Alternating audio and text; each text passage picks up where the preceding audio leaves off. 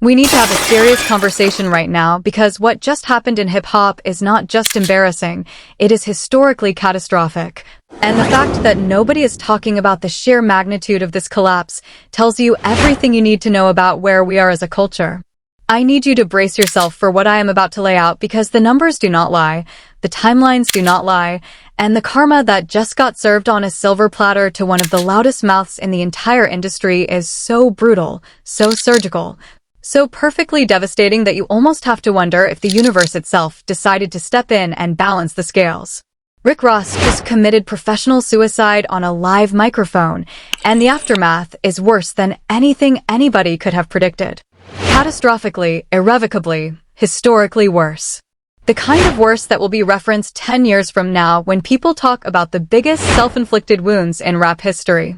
Before we get into the wreckage, and before we dissect exactly how this man turned his own career into a cautionary tale, I need you to understand the setup, because the setup is what makes the fall so spectacular. Drake dropped Iceman on May 15th and the earth shifted. Not metaphorically. Literally. Spotify confirmed that Iceman became the most streamed album of 2026 in a single day, pulling in 139.9 million streams in its first 24 hours on the platform alone. The Toronto rapper became the most streamed artist in a single day for the entire year across all of Spotify. The album went on to accumulate over 1.63 billion streams, cementing itself as the most streamed rap album of the year on the platform.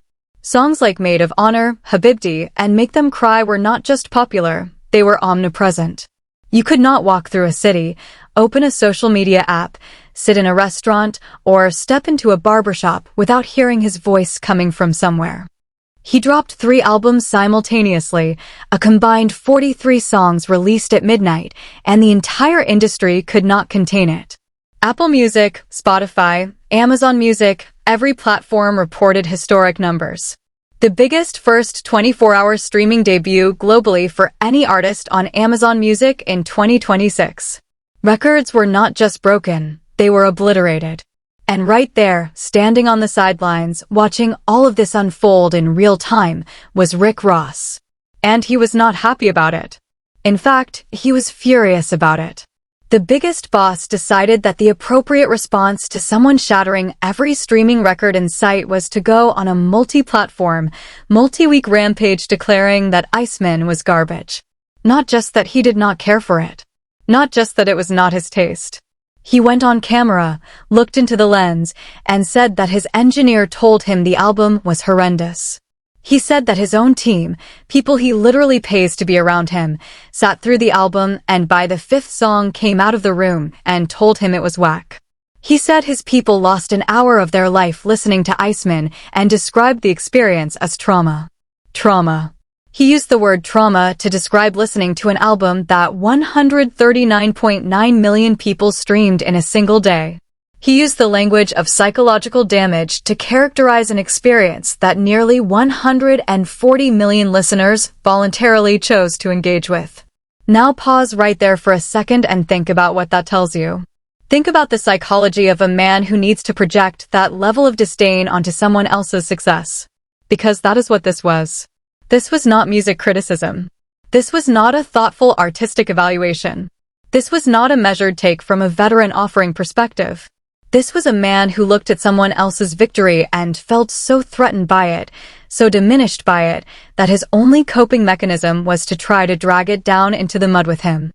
And the irony, the beautiful, devastating, poetic irony, is that while Rick Ross was running around every microphone calling Iceman horrendous, Iceman was breaking records that he will never come within 1,000 miles of touching. That is not an opinion. That is arithmetic.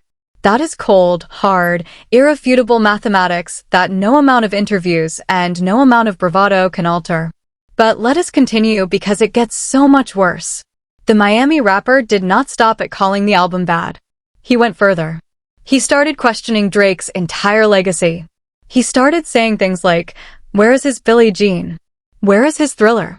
Rick Ross brought up Michael Jackson's catalog to diminish his opponent, as if he himself has anything in his discography that belongs in the same sentence as a Thriller comparison.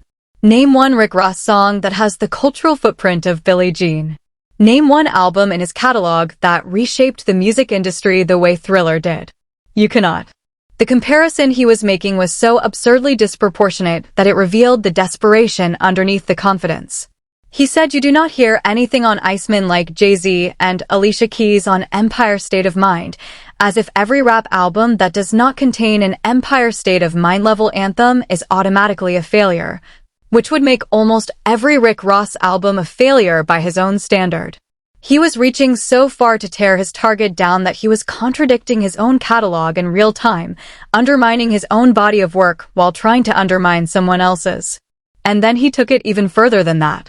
Rick Ross went on Hot 97 and said that nobody fears Drake's album release. He went on interview after interview saying that the Six God is not at his level, that the numbers are fake, that the streets are the streets, that if Drake was what he thought he was, he would have been able to clear everything up and move on. He called the legal action against his label a sign of weakness. He said he might sue you just for speaking about him. Rick Ross essentially went on a world tour of hatred, hitting every platform, every camera, every microphone that would have him, and the entire time, he was promoting one thing. His own album. Set in Stone. Coming July 17th. Go get it. The Biggest Boss. Album of the Year. He said it on TMZ. He said it on Instagram. He said it at appearances. He said it everywhere a camera could find him. Do you see what was happening? Do you see the play? He was not just hating for the sake of hating. Rick Ross was using Drake's name, his momentum, and his cultural relevance as a promotional vehicle for his own project. Every interview where he trashed Iceman was an interview where he mentioned Set in Stone. Every clip of him calling his rival washed was a clip where he told people to go buy his album. He was parasitically attached to the OVO founder's name, feeding off his cultural oxygen, using the attention that he generates to shine a light on a project nobody was asking for. And that is the part that nobody is talking about. The hatred was not just hatred. The hatred was a marketing strategy. And it was the worst marketing strategy in the history of hip-hop because the product it was marketing was fundamentally broken from the moment it was conceived. Now here is where the story turns from sad to spectacular because on July 17th, Rick Ross dropped Set in Stone. And what happened next is something that should be studied in business schools for the next 100 years as a textbook example of what happens when ego outruns execution. The first week sales projections came in, and they were so catastrophic that people genuinely thought it was a typo. The album moved approximately 17,000 album equivalent units in its first week. 17,000, not 170,000. Not 107,000. Not 70,000. 17,000. It debuted at number 45 on the Billboard 200. Number 45. Not number 4. Not number 14. Not number 24. Number 45. For context, his previous albums were regularly debuting in the top 5 with first-week numbers in the hundreds of thousands. Port of Miami did 187,000 in 2006. God Forgives, I Don't did 218,000 in 2012. Mastermind did 179,000 in 2014. And now, in 2026, after 20 years in the game, after building an entire brand around being the biggest boss, Rick Ross could not crack 20,000 units. He could not crack the top 40. The man who called himself the biggest boss in the game could not outsell projects from artists whose names you have never heard. He could not outsell debut projects from teenagers who uploaded their first songs to SoundCloud 3 months ago. And the total streaming numbers were even more humiliating. He pulled approximately 1.1 million total streams on the day of release across all platforms combined. All platforms. Total. 1.1 million. Drake pulled 139.9 million on Spotify alone in a single day. Let me say that again because it deserves to be felt in your chest. Drake got 139.9 million streams on Spotify in one day. Rick Ross got 1.1 million total streams across every platform on Earth on the best day of his album's life. That is not a gap. That is a canyon. That is a geological feature carved over millions of years. That is the kind of numerical disparity that makes you look at the two names side by side and wonder how they were ever mentioned in the same conversation about who is better at making music. It is the kind of disparity that renders all opinion irrelevant because the audience has already spoken with a volume that no podcast monologue can compete with. And here is the thing that makes this truly unbearable, the detail that elevates this from a simple flop to a legendary humiliation. Tory Lanez is in prison. Literally incarcerated, physically confined to a cell, unable to promote anything, unable to do interviews, unable to shoot videos, unable to perform, unable to stand on a stage or sit in a studio or send a single tweet from his own phone. And Tory Lanez from a prison cell was getting 1.4 million streams per day on Spotify alone. A man behind bars, a man who cannot see sunlight without permission, was outstreaming Rick Ross walking free. A man who cannot even hold a phone without supervision was generating more daily listeners than a man who was doing versus battles and TMZ interviews and Instagram live rants and book tours and album promo cycles. If that does not humiliate you into silence, nothing will.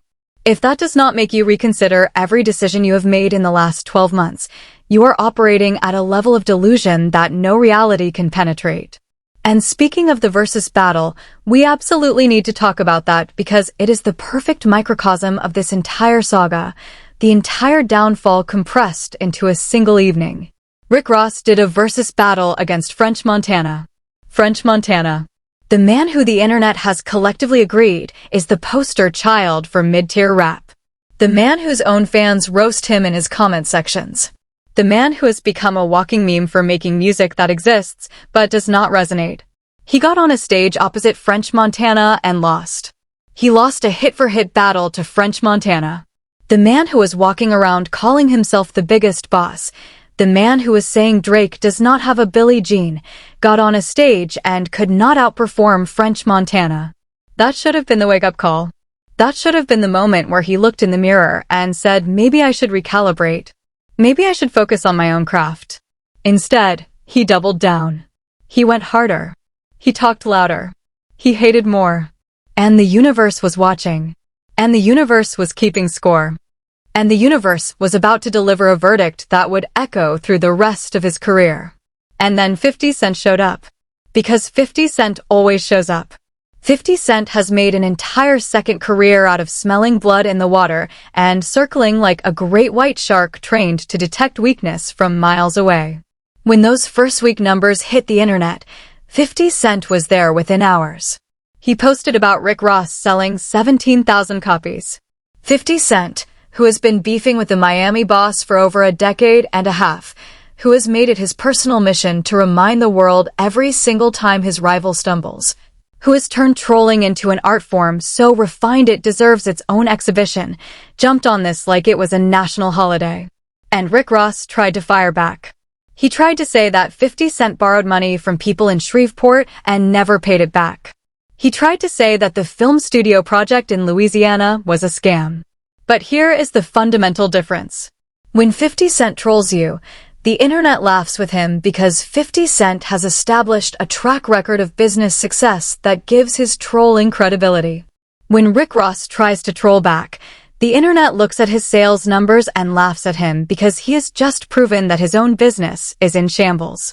You cannot talk tough about another man's business when your own business just posted the worst numbers of your career. You do not have the leverage. You are standing on a foundation of 17,000 units and trying to throw stones at someone else's glass house.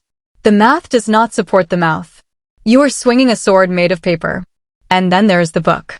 Because while all of this was happening, while he was on his world tour of hatred, while he was telling every interviewer that Iceman was horrendous and Drake was washed and the streets are the streets, he was also promoting a book.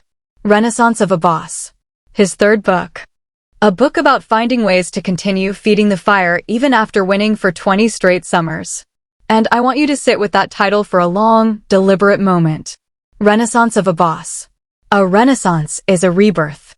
A renaissance is a flowering of creativity and cultural significance. A renaissance is what happens when an artist reaches a new peak, a new awakening, a new era of relevance and vitality. The Renaissance gave us Michelangelo and Leonardo da Vinci and the rebirth of European civilization. He titled his book Renaissance of a Boss, and then dropped an album that sold 17,000 copies and debuted at number 45 on the Billboard 200. That is not a renaissance. That is a funeral.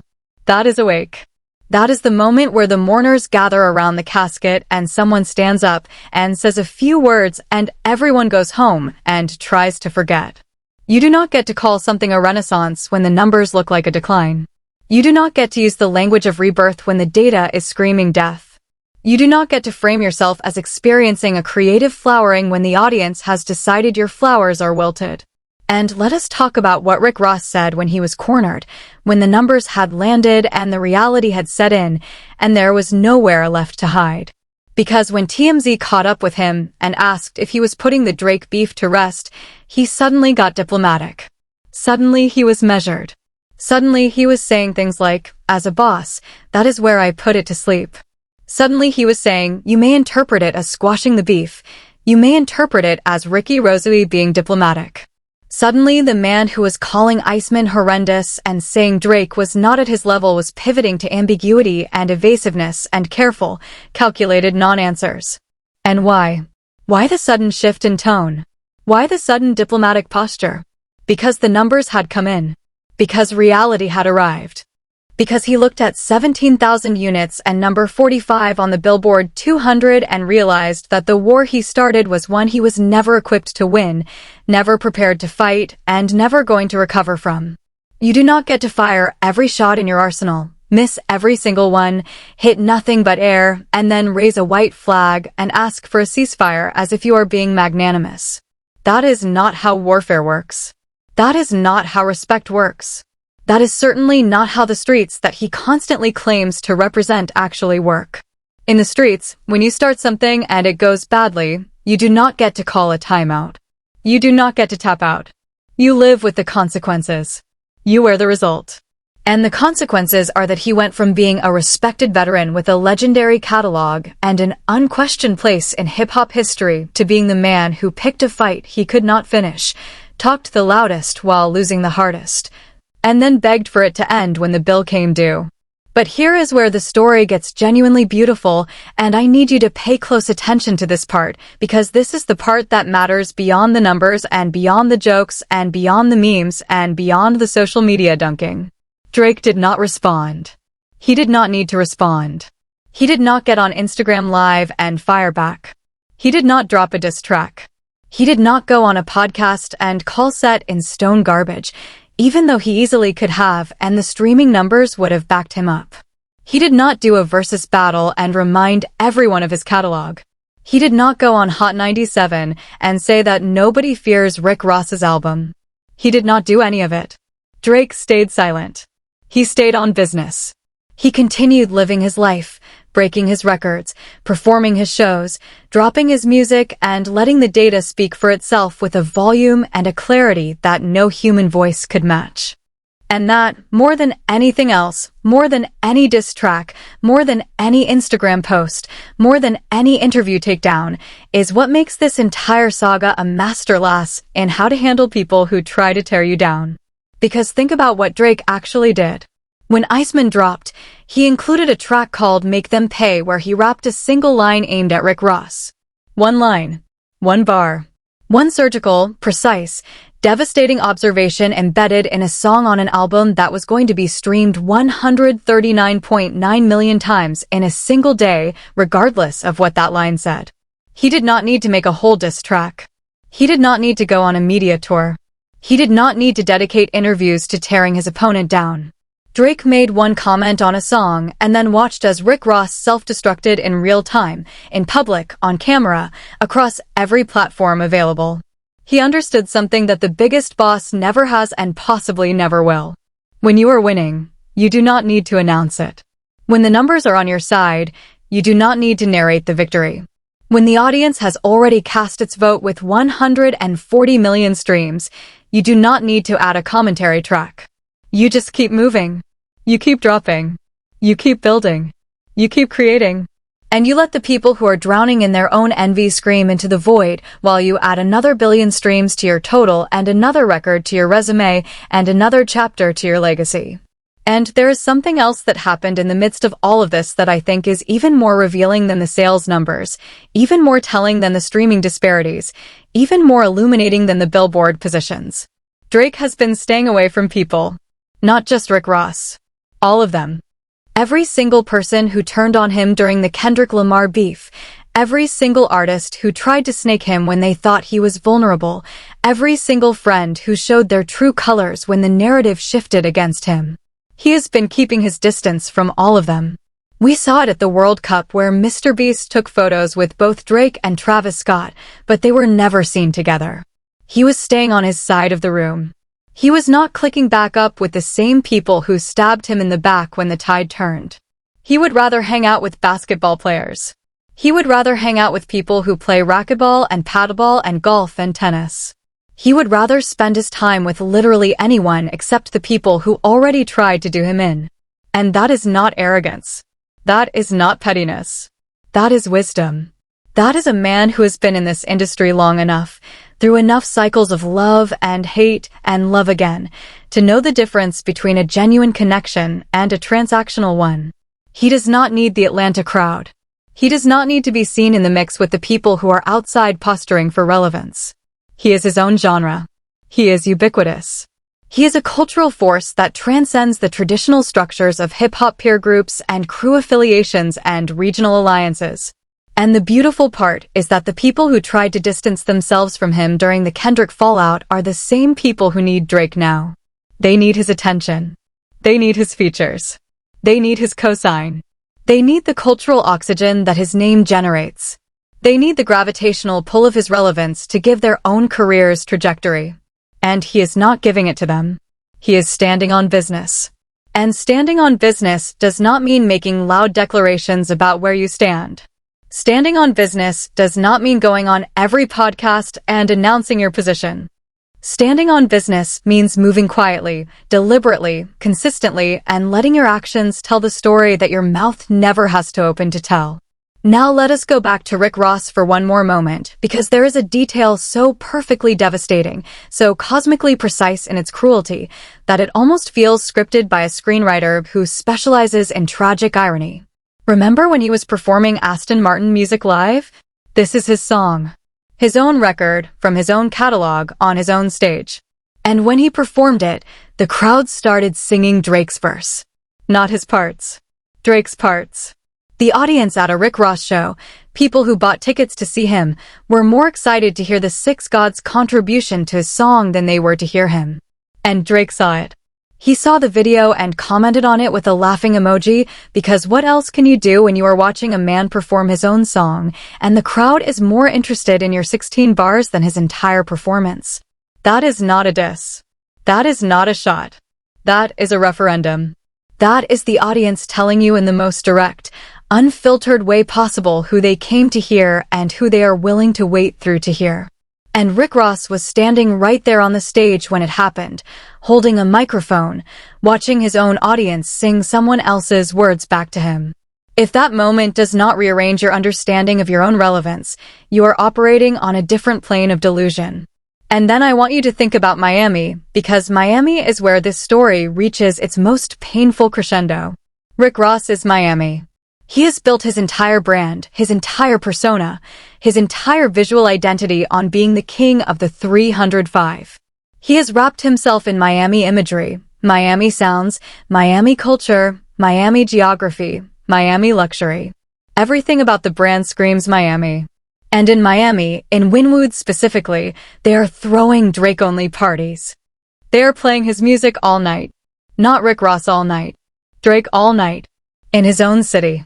In the city that he claims as his personal throne, the city he has spent 2 decades telling the world belongs to him, people are choosing to spend their nights in rooms filled with Drake's music instead of his own.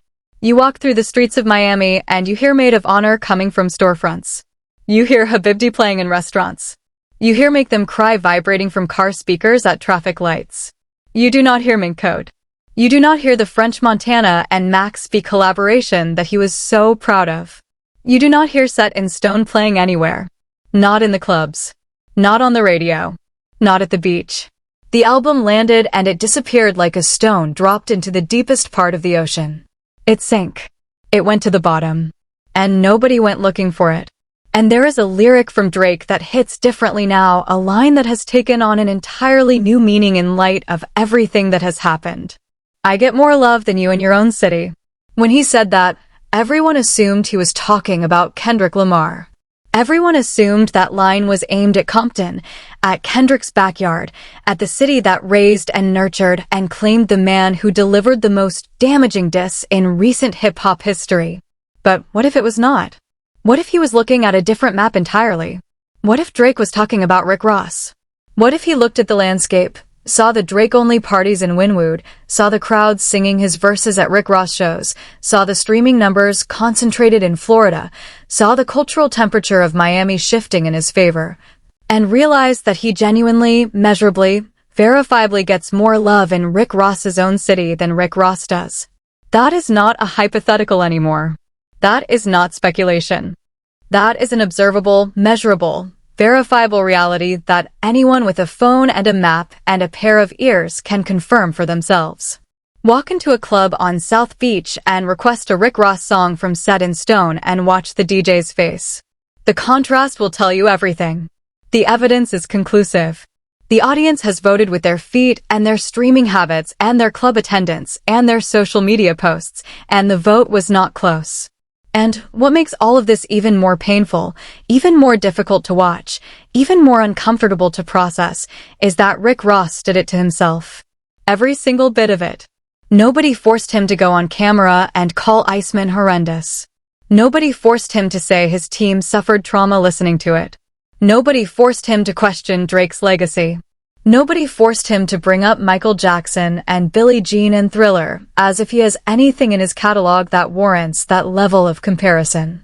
Nobody forced him to go on Hot 97 and say nobody fears Drake's album. Nobody forced him to say that the numbers are fake. Nobody forced him to do a versus battle with French Montana and lose. Nobody forced him to promote his book and his album in every single breath while tearing down someone who is minding his own business and breaking records that will probably never be broken again. He made every single one of these decisions voluntarily, enthusiastically, repeatedly, with full awareness of what he was doing and full control over his own words. He was not pushed into this. He was not cornered into this.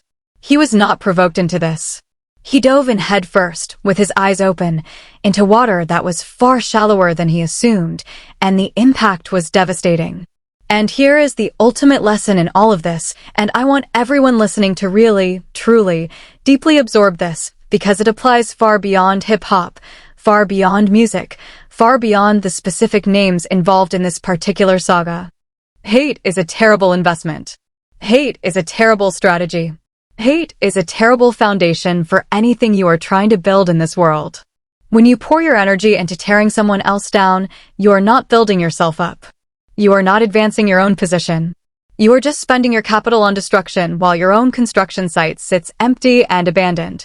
Rick Ross spent months, literal months, going on every platform he could find, expending every ounce of cultural energy and personal credibility and industry goodwill he had accumulated over 2 decades, not on promoting his art, not on celebrating his legacy, not on building something positive, not on creating something that would stand on its own merits, but on trying to convince the world that Drake's music was bad.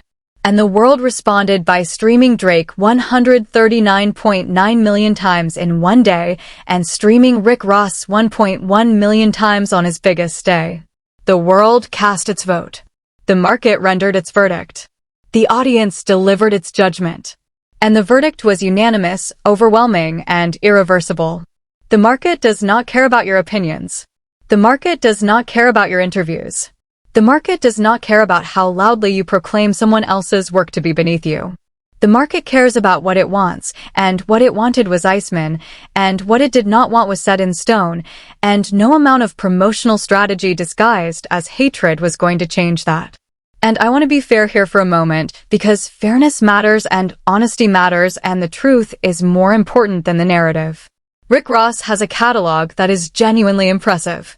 He has songs that are legitimately great, songs that have stood the test of time, songs that will be played at parties and in cars and through speakers for decades to come. There are tracks in his discography that stand up against anything in rap from any era. He is not a talentless artist. He is not someone who never contributed anything to the culture. He has contributed. He has made real music. He has had real moments. He has been a real, significant, undeniable presence in hip-hop for a very long time. But that is exactly what makes this so tragic, so difficult to witness, so painfully avoidable. A man with a real legacy chose to spend the twilight of his career not celebrating that legacy, but trying to diminish someone else's. A man with genuine accomplishments chose to be defined not by what he built, but by who he hated. A man with a real body of work chose to make his final narrative about someone else's body of work instead of his own. And in doing so, he did not diminish Drake. He could not diminish Drake. He never had the power to diminish Drake. He diminished himself. He took his own respect, his own standing, his own credibility, his own hard-earned position in the culture, and he set it on fire in front of the entire world, on camera, in real time, with no possibility of claiming it was taken out of context. And for what? For an album that sold 17,000 copies. For a book that nobody is discussing. For a versus battle he lost to French Montana. For a promotional campaign that achieved the exact opposite of what it was designed to achieve. The tragedy of Rick Ross in 2026 is not that his album flopped. Albums flop all the time. Good artists drop projects that do not resonate. That is the nature of a creative career.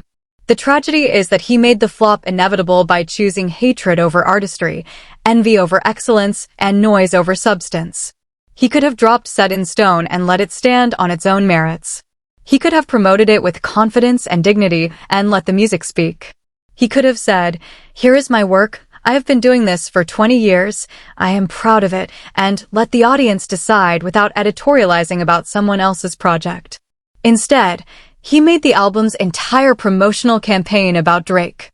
He made him the center of his narrative. He made him the headline of every interview. He made him the subject of every clip. And in doing so, he told the world, whether he intended to or not, that even he believes that Drake is more important than he is. Because you do not spend months talking about someone you believe is beneath you. You do not dedicate your entire press run to tearing down someone you genuinely think is irrelevant. You do not obsess over someone whose success does not threaten you. You only talk about someone that much, that often, that aggressively, when their existence makes you feel smaller. You only attack someone whose success exposes your own limitations. And that is what this was. This was a man looking at Drake's numbers, looking at his cultural footprint, looking at his streaming records, looking at his omnipresence in the culture, and feeling so small, so diminished, so irrelevant by comparison, that the only way he could feel big again was to try to make Drake seem small too. And it did not work. It never works. It has never worked in the history of human conflict, in the history of human envy, in the history of human ambition. It did not work here. And it will not work the next time someone tries it either. So here is where we land. Here is the final accounting. Drake stood on business. He let the music speak. He did not engage in the back and forth. He did not dignify the hatred with a dedicated response. He did not lower himself to the level of a man who was already digging his own grave with every interview. He just kept dropping, kept streaming, kept breaking records, kept selling out shows, kept appearing in places where the people who turned on him could see him thriving without them, and kept moving forward with the kind of quiet, unstoppable momentum that does not need a microphone to be felt. And Rick Ross talked. And talked. And talked. And talked. And talked some more. And at the end of all that talking, after every interview and every Instagram live and every podcast appearance and every TMZ clip and every Hot 97 segment, the numbers came in. And the numbers told a story that all the talking in the world, all the bravado in the world, all the boss talk in the world could not rewrite or revise or redirect. 17,000 units. Number 45 on the Billboard 200. 1.1 million total streams on release day across all platforms combined. Tory Lanez in a prison cell outstreaming him daily. French Montana beating him on a versus stage. 50 Cent laughing from the sidelines. Drake not even bothering to acknowledge his existence. Those numbers are not a setback. Those numbers are not a rough patch. Those numbers are a statement. Those numbers are the industry, the audience, and the algorithm collectively, unanimously, and without hesitation saying, "We heard you, and we disagree. We heard everything you said. We heard every interview. We heard every claim. We heard every dismissal. We heard every attack. And we have rendered our verdict." And the verdict is that the music matters more than the mouth, the numbers matter more than the narrative, and the art matters more than the opinion. Now I want to hear from you. I want to know what you think about all of this, every layer of it, every dimension. Do you think Rick Ross genuinely believed what he was saying about Iceman? Or do you think the entire campaign was a calculation?